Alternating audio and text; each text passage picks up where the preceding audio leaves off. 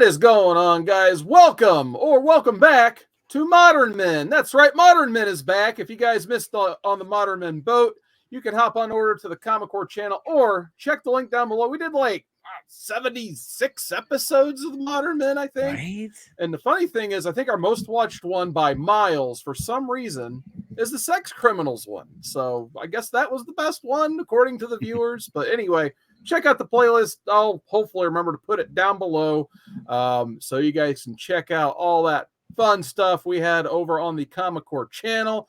But we're going to go ahead and move forward with Modern Men Volume 2. What Volume 2 means is we're starting over, basically. Like, all these comics love to do anymore. New number one, baby. Yeah. So my name's Carson. This is my channel, basically. You probably already know that. So let me introduce my guests who have joined me from Modern Men. We'll start with one of the original Modern Men down below, DruManchu, baby. Drew, how you doing tonight? Oh man, it's been a while, folks. It's been a while, but it feels good to be back. And like Andy's shaved his beard and got a new hat. Who's that up there in the corner? Long time no see, JB. JB's back. What's going on, JB? How's it going, man? Man, I'm excited to be back. I'm really looking forward to this. This show really drove a lot of great reading that I had and some fond memories of interacting with you guys. I can't wait for this new series and a great start. This first episode should kick off, what's going on in the DCEU, no spoilers, and give you our opinions on it. All right. And we got ComicsMisexplained. Jason, how you doing, man? Good, homie. Thank you for having me. Stoked to be here and have an excuse to read comics again. It's been a while. So yeah, I'm excited to see what you guys throw at me, throw at the crew. Awesome. Yeah, basically last week I was just like, I'm not reading anything. I need some inspiration. So luckily I remembered, hey, there's still a Modern Men chat that's been dead for like a whole year or two. So I just randomly typed in there like, does anyone want to read anything? And these guys answered within minutes. Like half the chat. Thank you guys for being here. Because we want to read stuff. No, we want to read good stuff. Right. Yeah, we could get into the whole like. I'll read some bad stuff and all that stuff. Yeah, Drew wants to read anything. He wants to read anything. Some bad stuff. I did put some recommendations in our chat. I'm like, oh, Drew's gonna love some of these. They all look interesting. Honestly, I'll read them all. Cool. All right, so tonight's topic, without further ado, we are going to talk about Supergirl, Woman of Tomorrow, which is very timely because this week we just had the casting announcement for Supergirl in the DCEU, whatever we're calling it. So excited to talk about that. But before we get into tonight's reading, I want to talk about some James Gunn, DC Universe in the movies. So as of late, there has been a lot of news coming in, like what characters are staying, if any, what new characters are we going to see. There's a lot of hype around this upcoming Superman movie. And of course, one of the movies they announced right off the bat that they're going to do was called Supergirl, Woman of Tomorrow, which is coincidentally the read we're doing tonight. So before, once again, we get into that, I'll hop on over to Drew first. Drew, what do you think of the James Gunn news so far? You got any thoughts on that? You know what? I don't understand a lot of the hate that James Gunn gets from the Snyder Bros. Is kind of my first reaction to James Gunn, because everything he's done in the DC universe, film universe so far, that being Suicide Squad and Peacemaker, has really been the only take on DC in the movies that feels like a lived-in world that all of these characters can live in together.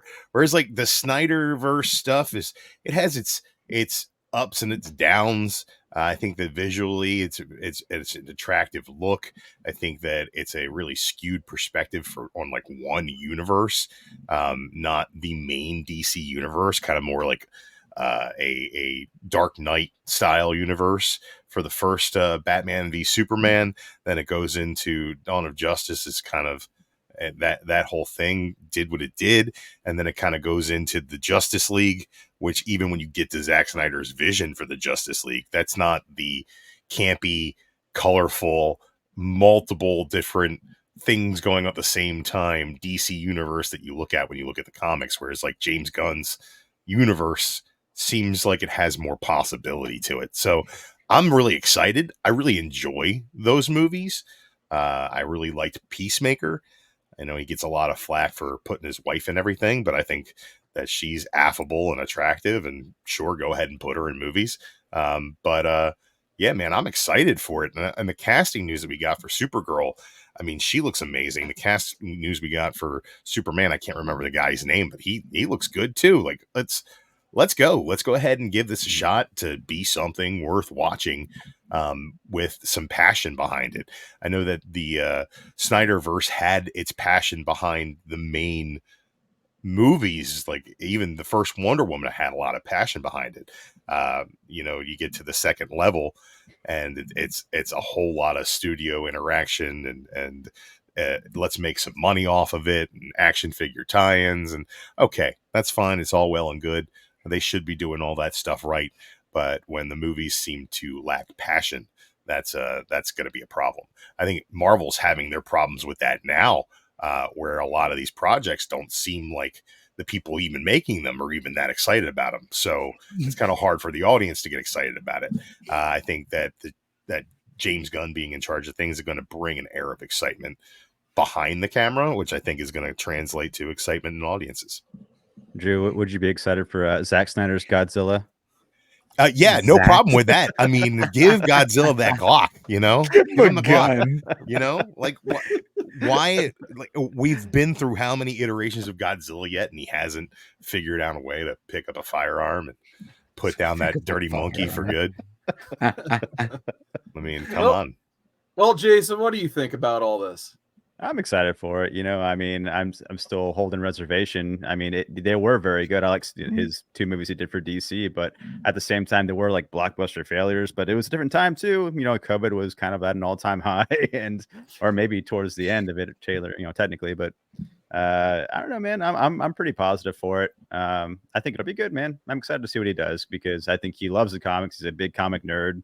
He'll do a lot of fun homages and callbacks to obscure characters and cause people to dig into the books and the crates more. You know what I mean? So it could be a good thing for everything. All the speculators will be booming and hustling their thing. It'll be fun.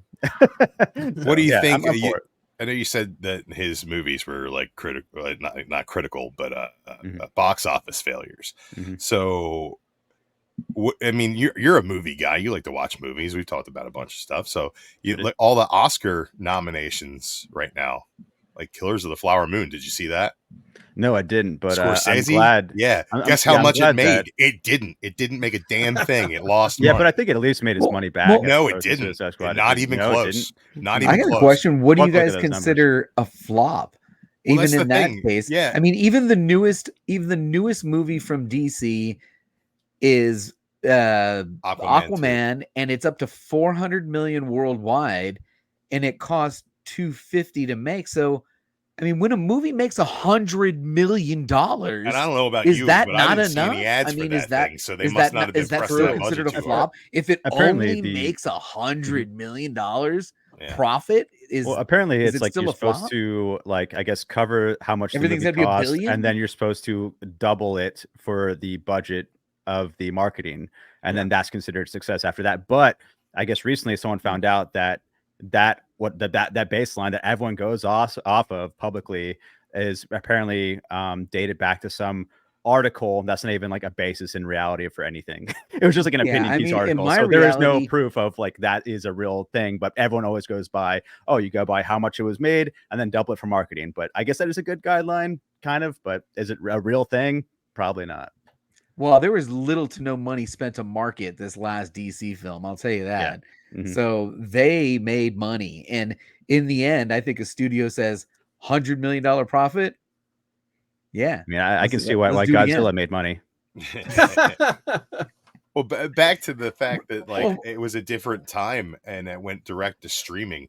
Like I had a conversation with my dad the other day and he's like, they're releasing a sequel to something. And I'm like, yeah. And he's like, well, I said, it's already out in theaters. And he's like, well, it's not on HBO Max yet. I'm like, that's not how it works anymore. They want you to go back out and spend money.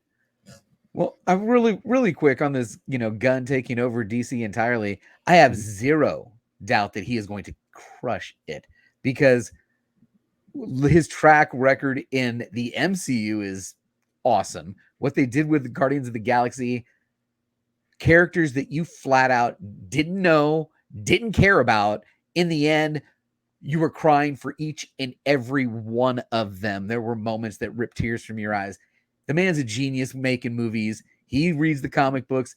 He wants to stay true to the stories too, in a way. And I'm pumped on this one, especially these castings, this DC reboot. This has been money left on the table for years. DC has just shit the bed so many times. Been a divisive with Snyderverse, dividing their own fan base. 3 different Batmans. What the fuck's going on? You can edit that out. But you're going to have one leave it in continuity here, and I think it's going to wrap good. What do you do with Peacemaker? Come on, people. Come on. It was fantastic. So I'm pumped. This is going to be exciting. About like the connective. If this is the first chapter, this Superman reboot, Supergirl reboot, if this is the story he's planning to use, it may be a little, like Drew, you mentioned it before we went on air, maybe a little outlandish kind of introduced character this way, but you want to be edgy?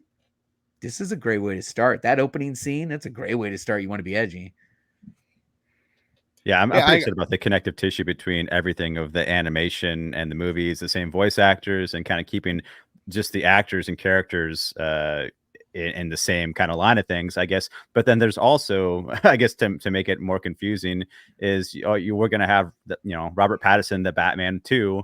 We're going to have the Joker 2, and they're not connected to anything. They're kind of their own separate worlds. We're going to have these DC Elseworlds.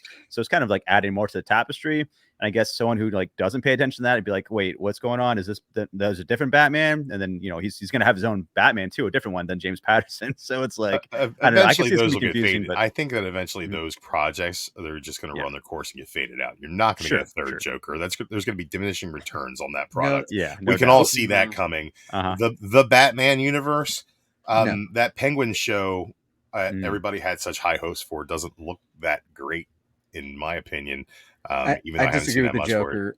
If it does $1 billion, it's not going to do $1 billion. There will be a third one. It's not going to do $1 billion. If it does $1 billion, there'll be a third one. Just like Maverick. Now there's going to be a Top Gun 3. It took 20 years to make Top Gun 2. It took it $1 billion, and they're like, boom. Sign me up, Top Gun 3. All right. Let's go ahead and say, for the sake of argument, let's take that out of the conversation. It does $1 billion. We're 48 years from now, we're looking at Joker 32. That's fine. I'm not going to watch those movies. People who do, good for you. I'm glad you like them. But I think with the James Gunn thing, you nail it when you talked about Guardians of the Galaxy, because I was familiar with those characters. I had just read the Abnett and Lanning run right before they kind of announced that Guardians was going to be a project. And we started seeing Chris Pratt and the Star-Lord get up. We started seeing images of Rocket and Groot. And I'm like, gee, yeah, they're going to nail this. This is going to be great. And then all my friends that were like in on the MCU, but not comic book readers, were like, what? They're going to make something with a tree? And I'm like, you wait, because that tree and that raccoon are amazing. And the tree and the raccoon in the movies are very different from the tree and the raccoon in the comics. But James Gunn has this way of getting the relationships between characters so right that the details don't really even matter, because it's more about what services the story through the characters. And getting him a toy box of tertiary DC characters to work with makes me very excited. And giving him the reins on something like Batman and Robin, which we're finally going to get a proper Batman and Robin in a major motion picture, like where Robin's a kid doing karate with a grown man who shouldn't be putting him in these situations. Like we're getting that. And that's going to be an actual film. It's not Chris O'Donnell, who's 32, playing Robin. It's like, we're going to get real Batman and Robin. And the fact that a guy who understands the heart of these characters is going to be at the helm of that's important. I think that's what Kevin Feige's done so well with the MCU, is that he understands that these characters are important to the tapestry. as Jason said, if you're building a world, you need to know how those pieces fit together, and it's where they fit together which is important, not so much what's on the pieces themselves. And I think that they've done a great job with that for the most part over on the Marvel side of things. And I think that DC has kind of lacked that. And I'm excited to see, because the few projects that we've seen so far from James Gunn seems like he's really nailed that. Yeah, for me, you hit on one of the biggest things that I'm most excited about in the upcoming DCU, and that's the fact that we're actually getting a good version of Robin, hopefully. Like, I feel like since 95, 97, whenever that awful Batman and Robin movie came out, like, studios have been afraid to use the character of Robin for whatever reason. The second closest thing we've gotten, well, besides the Titans TV show, and I don't count that for anything, but it was like, Dark Knight Rises had Joseph Gordon-Levitt as one of his names was Robin or something at the end. Like, what exactly? What was that? That was just like, really? Like, that's the closest we get. Yeah, it's under my birth name. Oh, what's that? Robin. Like, what? Why? But there's such a rich history in the comics of like great characters that have used the Robin moniker, and they haven't scratched the surface. And I hope that if one project gets done correctly, I hope it's Batman and Robin. Well, also Superman, because we're still waiting for a really good Superman since the Christopher Reeve era, which even he had his clunkers. What? That's gonna be the first one. Blasphemy! What? Oh yeah, and he's reading All-Star Superman, so he's got good material. So I'm definitely, the excitement is high for this one, and I'm trying not to get too high because Warner Brothers has a way of screwing up DC projects. I really hope they let James Gunn just do his thing and stay out of it for the most part, but there's such a bad history with DC and Warner for me. I'm trying to stay mostly optimistic, but I'm a little pessimistic at the same time just because of the studio interference. But do you think that that Batgirl movie will ever leak? Ever? One day it probably will. There'll be like, oh, hey, we have a streaming platform and we can make a couple exactly bucks. Like, all we got is they'll release that on some Fantastic Four at a convention. Exactly. I mean, that just begs the question, like, how bad is that cut? Like, they released some clonkers, but they wouldn't release that. Like, here's the gotta thing: be bad. They got a big tax break for canceling that entire project, right? So it would have made money if they released it, regardless of how terrible it is. Sony's going forward with Madam Web. Let's be honest here. Hey, don't sleep on Madam Web. Put Madam Web back in theaters. Did we see Morbius? Did we enjoy Morbin time? Is everybody's excited about Craven? No. Is that no, what's going on here? No, the issue is that we're getting older, bro, and they don't give a shit about us anymore. They are going after my daughter and her and that age, and she's excited about it. So don't sleep on Madam Web, bro, because it's not for us. It's for them. Here's the thing: is the product that they're marketing is for us. We're the ones who buy it. We are the ones who are the consumers. We're gonna have to buy the toys for my daughter if she loves it. And that's what's going to happen, right? If she loves it with comic book properties, then she's going to want some toys, and they're going to want this and that. Most of those toys are not going to kids to play with; they're going to adults to put on a shelf somewhere. Hey, have you been to my playroom, bro? There's a bunch of Barbies and shit up there. They play with their toys. I get that. Barbies. That's a play with toy. The DC girl action figures. They got the Supergirl. They got all that stuff. They got the McFarlanes up there. The high school. They got 20 a pop on a Wonder Woman variant. Well, I'm just saying, like the comic book movies, like there's diminishing returns. The general population can't discern, so it has to be something that's really good in order to grab the audience that enjoys the books. And I'm not saying that's always us. That's always 40-year-old men. You know, I'm not saying that. But what I am saying is that, like, we're the ones who go and buy the single issues. We're the ones who support the House of Ideas, you know. Even the actors themselves can't discern. Apparently, the Madam Web actresses I think people think that they were tricked by Sony into thinking it was a Marvel movie. That's Amy Pascal's move. That's Amy Mhm. Pascal's Yeah, right, move. It's like, right. no, we're Mhm. part of the MCU. And then when you see her and Feige interviewed at the same time, she keeps her mouth shut, and it's hilarious. Uh-huh. I I don't just know felt why that they keep that making movies trailer over there with felt Sony. like this, like a CW show, and the CW shows are not coming after us. They're going after a younger demographic. And that's what I feel that Madam Web is really targeting, a younger where Morbius I felt is coming after us, you know, and Venom's they coming after us and they shit the bed because they were horrible.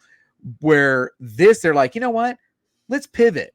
We can't get them because we don't know what the hell we're doing. Let's go after them because they're younger. And I feel that's what Madam Web is. Watch. I feel like That's my prediction. I feel like on the periphery of like the main line, Marvel has a problem. And that problem is that they want to be something for everybody, right? But their problem is they keep not being for the people who Anybody. are most hyped for their product. You know what I mean? It's like people want an Incredible Hulk movie, right? We want World War Hulk where he comes back from Sakaar and he is pissed and he is throttling everybody until the Sentry shows up. You know, that's what we want, right? Where they're like, well, you know what? We should probably do Ms. Marvel. It's like, okay. All right, cool. I kind of think they nailed Miss Marvel. Didn't you I watch love She-Hulk? that show. My I thought kids it was liked really Hey, good. there's my The boy. girls I'm back. loved Miss Marvel, man. The Right. kids loved I like it. Ms. Marvel too, but it is certainly not for the people who go see the Avengers. It's not for the people who are hyped and pre-order tickets. You mean for you're a not big excited MC. for Scar, Hulk's son? Sure. With his goofy ass haircut. I'm fine with that. It'll end up being nothing, and that'll ever get like it's like everything else with the Incredible Hulk. It's like whatever happened to the leader. You know, it's like okay, who cares? You know, that's just going to be the way it is. There's going to be so many loose ends from this phase of the MCU that it's not going to matter in the long run. But I think that their problem is that when they release something that is like for a targeted audience, they don't do a good enough job of marketing that, hey, this is a show for girls, right? Like there's nothing, I think in this day and age, everybody's just like, there's a new MCU show out. And if you don't kind of steer the people that you're trying to grab that it's a show for them, all you're going to have is the people who it's not a show for, who are going to watch it anyway because they enjoyed the original property, like She-Hulk. Like, I don't think that there's anybody that enjoys She-Hulk comic books that didn't enjoy that show, because I love She-Hulk comic books. You love the finale? I thought it was hilarious. I thought it was absolutely spot on. A robot Then you named love the Kevin. finale. I'm You not love going to the give you a finale big for fight. Secret Invasion too. Then No, I thought if you that love was that terrible. finale, you must have loved the other finale. No, I thought Give her that every was fucking terrible. power known to man. My Well, kid could have wrote a better finale for that. That's fine, but they did too much pussy. That they did too much pussyfooting around. It was just like 6 episodes where nothing happened, and then we're throwing everything at the wall at the same time. And I know that show has She-Hulk much breaks bigger the fourth issues. wall, but that finale was just over the top. That was just like, that's why you I just loved shit it. on everything and just I made a loved joke it. out of the whole. I loved it. It's like it made the whole property. I was like, what did Chip Zdarsky write thing? this? It was good. It was really good. It was really good in a way that was like, oh, you were going to judge us for doing this. Guess what? We're doing it, but we're also not doing it. And we're going to call you out for judging us before we did it, even though we're going to do exactly what you said we were going to do. It was crazy. I loved it. I thought it was great. But like back to the DCEU side of things, I think that they need to make sure that they're taking these properties that they're trying to fit into James Gunn's universe, and they need to make sure that they're marketing them properly where they need to go. Because I think that as far as Madam Web goes, that has been marketed to me as if it's a Spider-Man movie.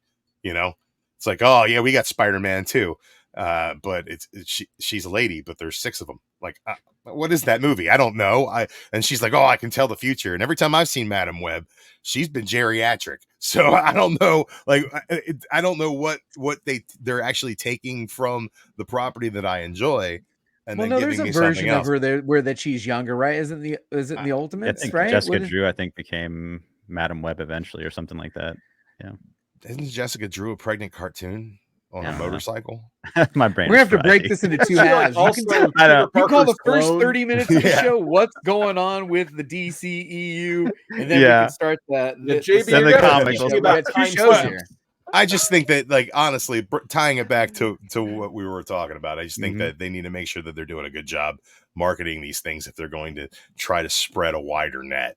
I think that that's where Marvel's failed, and I think they can really do a great job doing that. I think that they've ended most of that CW stuff that they were working on for the longest time that kind of propped up a lot of what the creative side of DC was doing on television. So they've kind of got a wide open space to play where they can do something different. I just hope that they can focus in on the audiences they're trying to achieve and be successful in that way, in a way that Marvel's really dropped the ball. All right, I got a question. We're enough Marvel talk about now. Yeah. One question I was going to ask you guys, since we're getting into new territory with new universe and new characters, I want to know whether it's an announced character or just, armchair booking, basically. Like, what's a character you want to see in the new DCU? Jason, I'll start with you. I'd say Wesley Dodds, Sandman, Slam Yeah. Bradley. Ooh. I like those old detective guys, like The Question, Vic Sage, Question. It'd be kind of fun for me to see like just a detective comics type movie with like them three, maybe not just together, team up at the end, but kind of just here's one character and then here's what the other character's doing, here's what the other character's doing, and then make like a kind of like a Traffic type movie where they all intersect, and then finally Nice. they're at the end. Yeah. I think that'd be kind of a fun thing.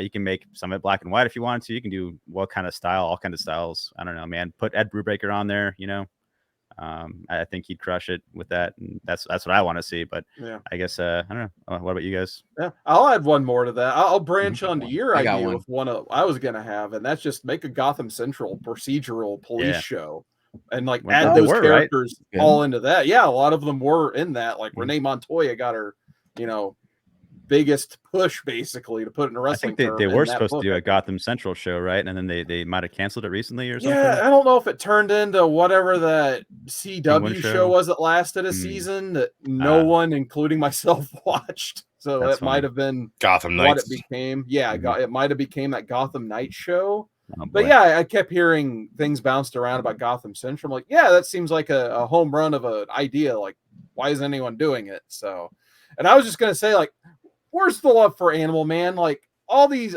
years and all these like DC properties, they've probably used every character at least one time, whether it being like a CW show or the big screen movies. But like, I think Animal Man has had a 1-second appearance in an episode of Titans that had like they just happened to be talking about the Red with Beast Boy and that stuff, which was like by far the coolest episode they did of that show, completely at random for whatever reason. We're like, oh my god, it's Animal Man, and then you never see him again.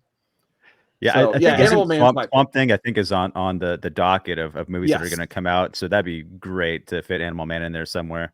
Yeah, That they already did Swamp one Thing good TV Swamp show Thing, I was think. so good. It, like the first Mhm. 4 episodes before they lost its Yeah. budget, that was so good.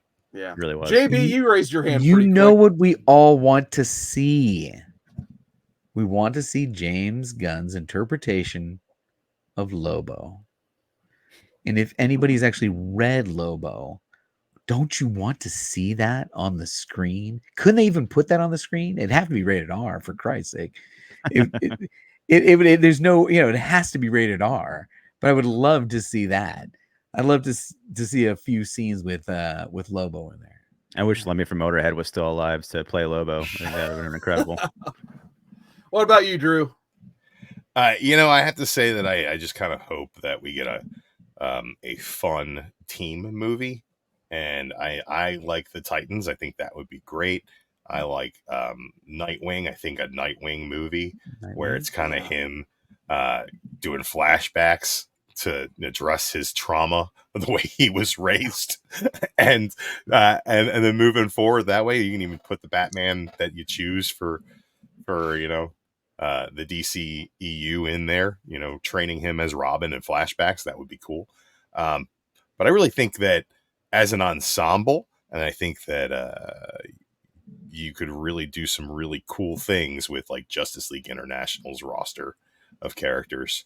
I enjoy that book just for its kind of zaniness between the characters, and I think that would do really well as an ensemble film.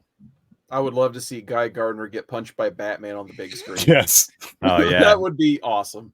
Or like Human Target. I think that'd be amazing. Yeah, Human Target. You know, I wouldn't mind seeing a live action version of TeePublic, but they probably would actually have to pronounce the name correctly. And I feel like that's always been part of the. Here's how you do it: you have every character say his name different. Mispronounce it. Yeah, I like that a lot, actually. Yeah. All right. So with all this news being said, they've recently, as soon as we started talking about reading this Supergirl book, they cast Supergirl. It's going to be Millie Alcock, who I believe she is was in House of the Dragon. She was young, not Daenerys. Sorry, I can't remember the character's name right now, but I thought she did a fine job with, I think she was given 5 episodes on that show, and I thought she was pretty good. I kind of like when they jumped to the new actresses a little better, but I know I've talked to other people who like they just wanted to keep the other ones. I think the show just got better. I don't think that the actresses were the problem. Yeah, I agree with that actually as well.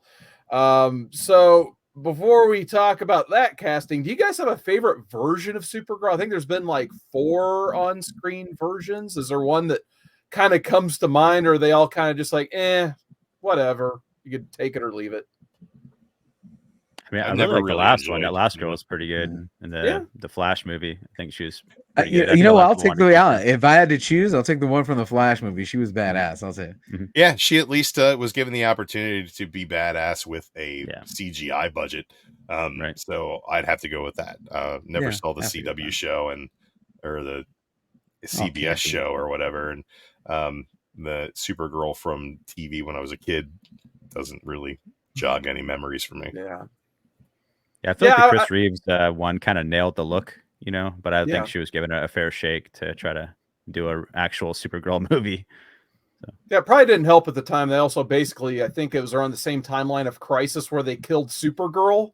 So that probably didn't line up very well timeline-wise with the fans. But I guess I thought Melissa Benoist did a pretty good job on the CW series. I think part of the problem with the series is it became more about some of the other characters on there instead of just Supergirl with her relationships with Lex and Lex's sister. I feel like if that was the last couple seasons, it would have been a lot stronger show. But I always thought, especially like when she was in those crossovers and stuff, she held her own pretty well with, you know, next to the Flash and Green Arrow and stuff. I always enjoyed when they did those at least. So I would say she's probably my favorite so far if I had to pick one, but I'm excited to see what the next actress is going to do so far. And the one thing I've seen her in, she's done a really good job.